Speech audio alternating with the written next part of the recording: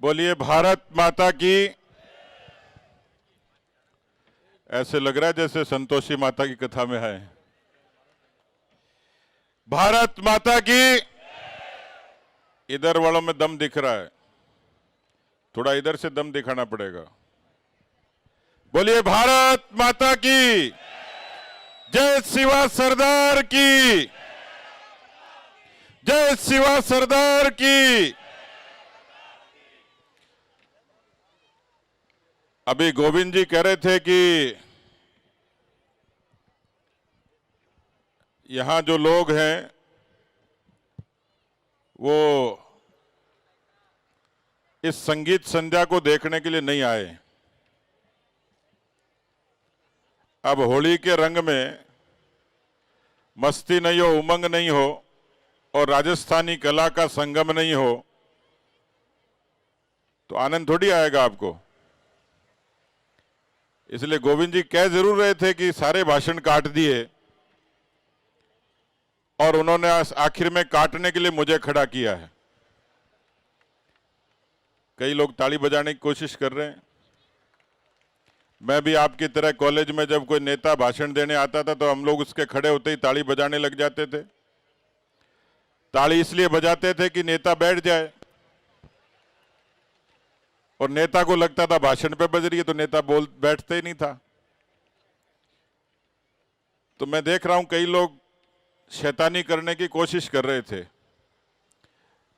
लेकिन मैं गोविंद जी की बात को झूठा नहीं होने दूंगा। अभी आदरणीय मंगल प्रभात जी ने खूब सारी बात कही है, कम शब्दों में कम समय में, और बहुत गहरी बात आपको कह दी।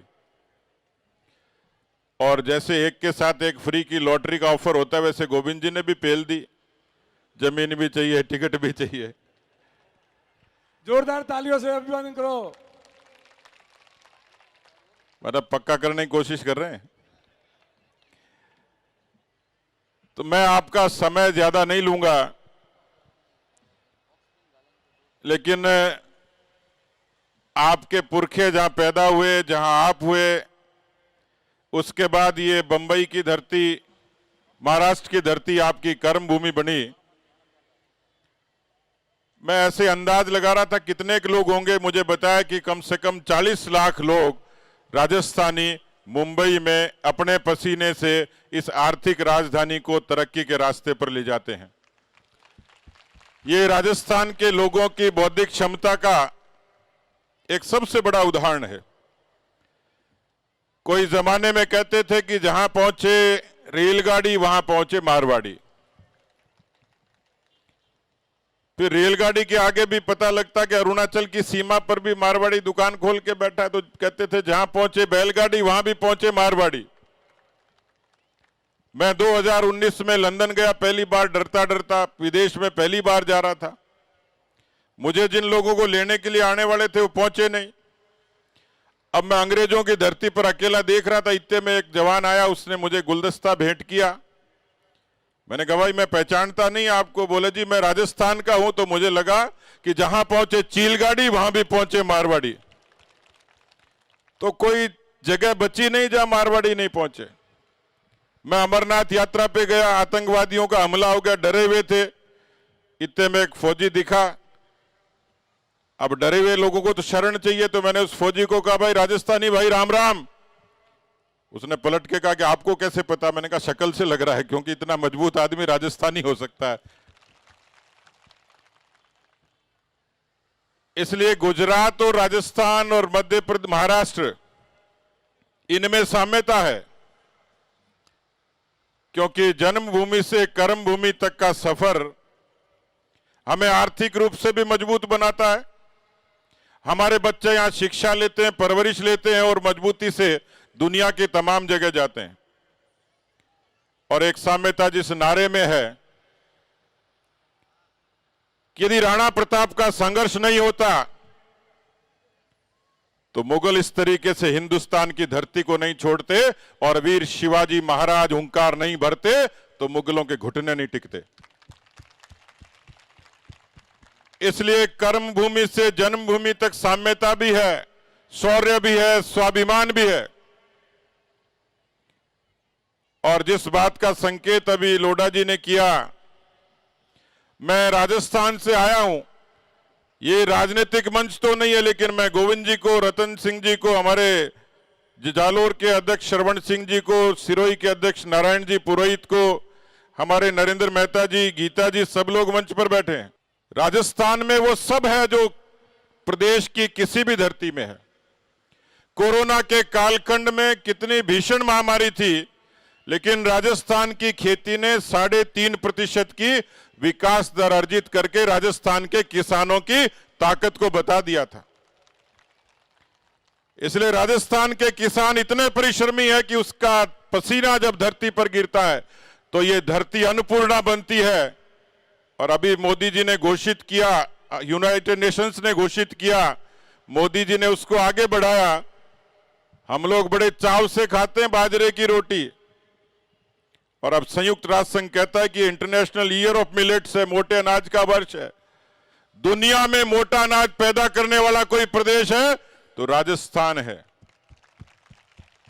इसलिए राजस्थान का किसान जब परिश्रम करता है तो ये धरती अन्नपूर्णा होती है। और उसी किसान के घर में जाया जब भारत की सीमा पर खड़ा होता तो इस भारत मां की आन बान शान की रक्षा होती है। इसलिए परिश्रम में आगे, शौर्य में और बलिदान में आगे, बौद्धिक क्षमता में आगे, व्यापार में आगे, शिक्षा में आगे। अभी लोढ़ा जी को पूछा कि पोर्टफोलियो क्या है, तो बता रहे थे कि मेरे पास पर्यटन मंत्रालय है। लेकिन मुझे खुशी है कि दुनिया का कोई पर्यटक जब भारत में कदम रखता है तो हर तीसरा पर्यटक राजस्थान की धरती पर जरूर आता है।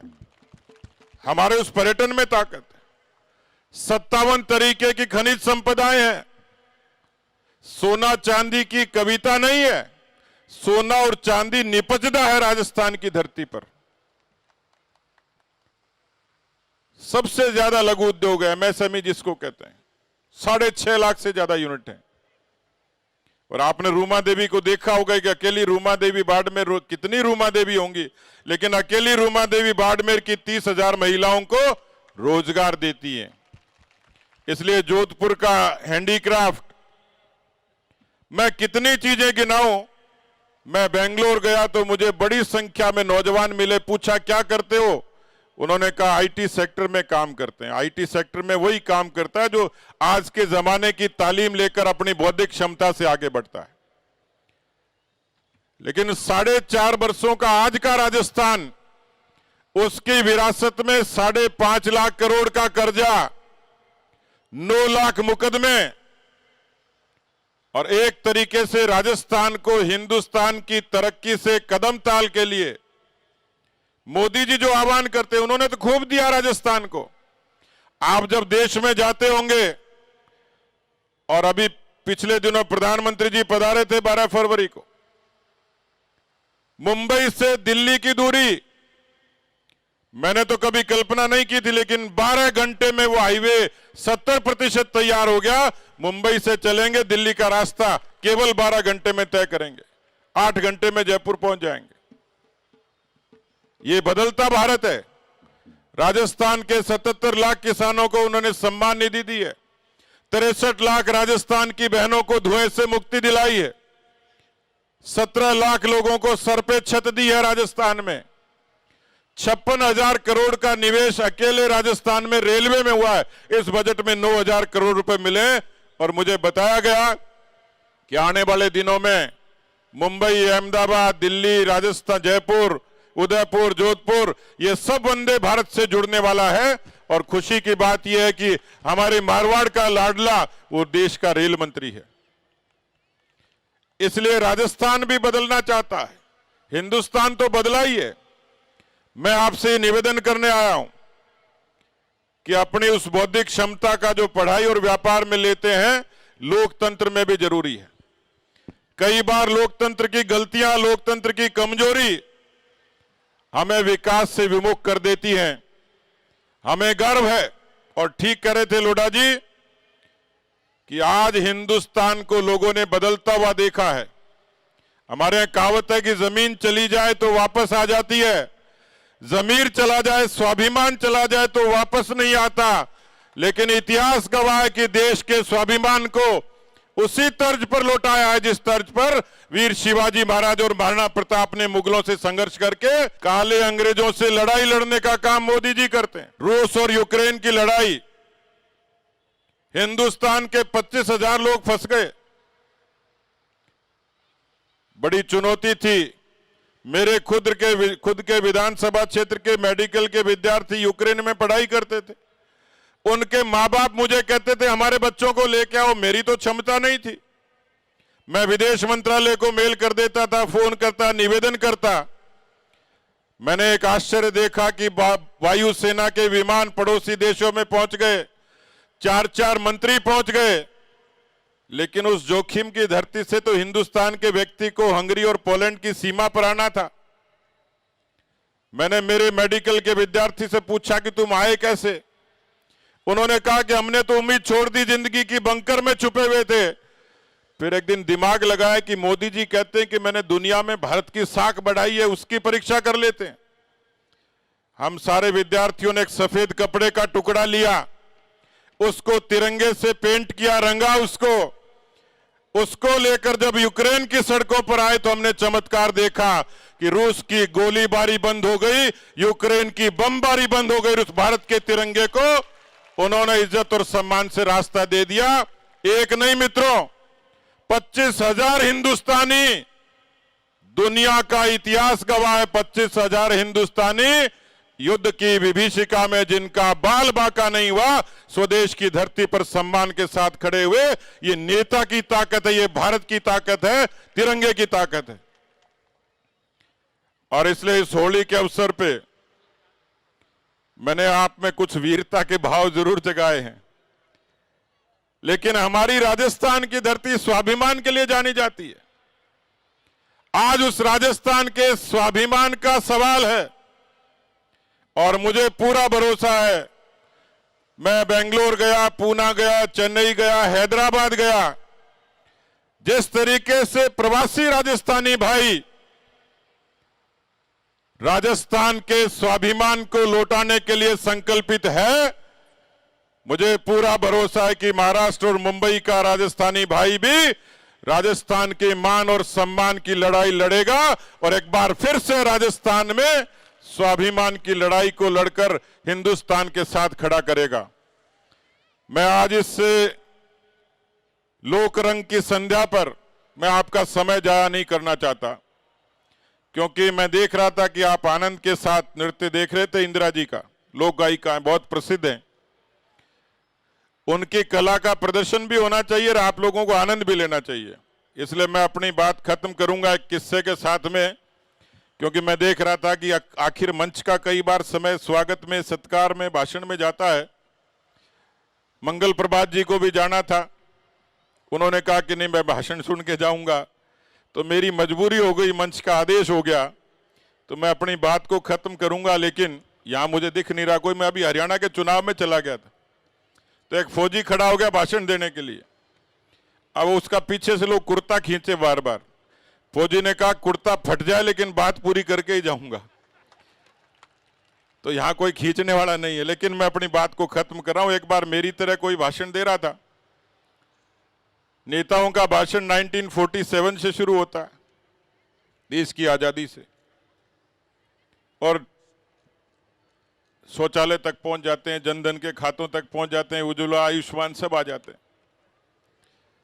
तो जब भाषण देते देते आधा घंटा हो गया तो पीछे एक आदमी लठ लेके खड़ा हुआ। तो नेताजी ने देखा इतनी देर सीट सब ठीक चल रहा था, ताली वाली भी बज रही थी, अब कुछ गड़बड़ दिखती है। तो उस लठ वाले को कहा भाई क्या बात है?